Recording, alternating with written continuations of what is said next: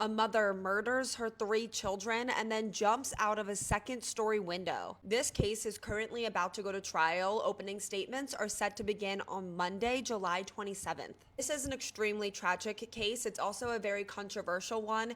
Is Lindsay Clancy guilty of 3 counts of cold-blooded murder, or is she not guilty by reason of insanity? Lindsay Clancy married her husband, Patrick Clancy, in 2016. Lindsay always loved children and babies. She was even a labor and delivery nurse for nearly a decade. Lindsay and Patrick went on to have 3 beautiful children together, a 5-year-old daughter named Cora, a 3-year-old son named Dawson, and an 8-month-old son named Callan. Together, they seemed like this sweet, beautiful, happy, perfect family, and everyone looked at Lindsay as the perfect mother, and that her children were her entire world. After their second child, Dawson, was born, Lindsay did experience some postpartum anxiety, but after the third child, Callan, was born, things just got progressively worse. And Lindsay was very open with her husband, her family, her friends about how much she was struggling mentally in the months following Callan's birth. She was very anxious, she couldn't sleep, and she just kept feeling like things were just getting worse and worse. Lindsay went to different doctors and different treatment centers multiple times looking for help.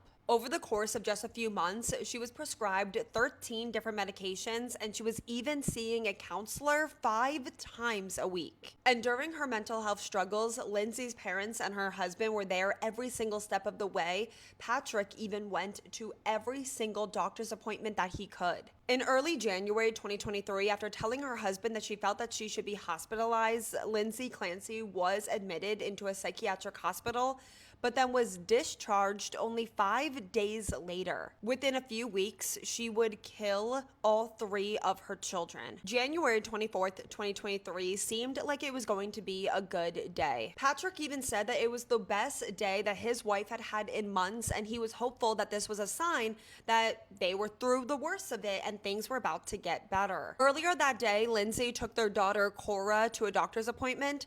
Staff said that Lindsay seemed perfectly normal, nothing concerning at all. Lindsay then went out and played in the snow with her 2 older children, and she even sent photos of them in the snow to her mother and her husband.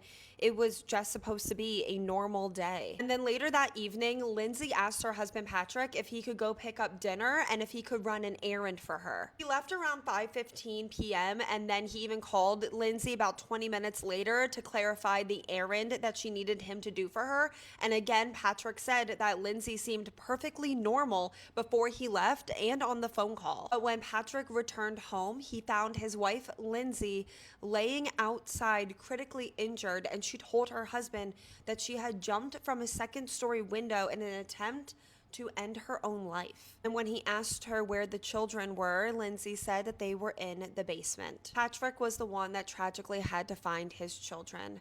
Lindsay had strangled all 3 of their children, 5-year-old Cora, 3-year-old Dawson, and 8-month-old Callan, with exercise bands, and the bands were even still around their necks. All 3 of them were rushed to the hospital, but sadly, Cora and Dawson would pass away that same day, and then 8-month-old Callan died only a few days later. Their mother, Lindsay, survived her jump from a second-story window, but she was left paralyzed from the waist down.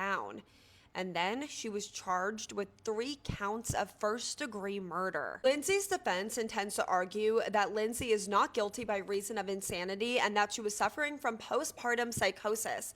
And after her husband left the house, she heard voices commanding her to kill her children and herself. That Lindsay had no choice. She was not in control of her body. It was like an out-of-body experience where she was not in control of what her body did. The prosecution intends to argue that Lindsay is not and was not clinically insane, and instead she killed her children in premeditated, cold-blooded murder. Lindsay was never diagnosed with postpartum psychosis, and they accuse Lindsay of sending her husband Patrick out of the house to go get dinner and run an errand, as an excuse to get him out of the house so that she could murder their family. They claim that they searched Lindsay's phone, and in this search, they discovered that an hour before she asked her husband to go pick up dinner, she used her phone to look up how far away this specific restaurant was, and that she chose this restaurant because it was quite far away. And that it was odd that she would have chose this restaurant because they typically did not choose restaurants for takeout nights that were this far away. They would typically choose something that was much closer,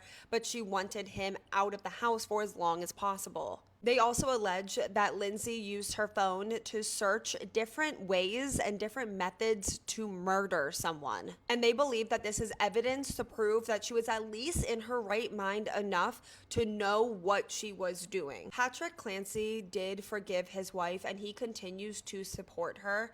He says that he did not marry a monster and that she was just very, very sick, and he asks the public for sympathy and understanding. He has also filed a wrongful death lawsuit against those that treated his wife, believing that it was their negligence that caused him to lose his entire family. Patrick and Lindsay have since officially divorced, and Patrick has moved to New York City and has remarried. Opening statements are set to begin this Monday, July 27th. I'm so interested to hear all of your thoughts and opinions on this case, and also extremely interested to see if your thoughts and opinions change throughout the trial. Please let me know all of that in the comments, but while you're there, please remember to always be respectful, not just for Patrick, who lost his entire family all in one day, but also for the rest of their family and loved ones. But most specifically, please be respectful for Cora, Dawson, and Callan. 3 innocent, beautiful children that lost their lives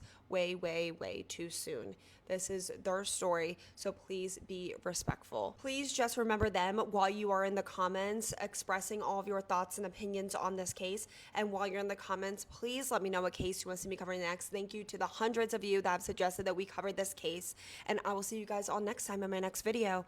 Please be a good person to your fellow person.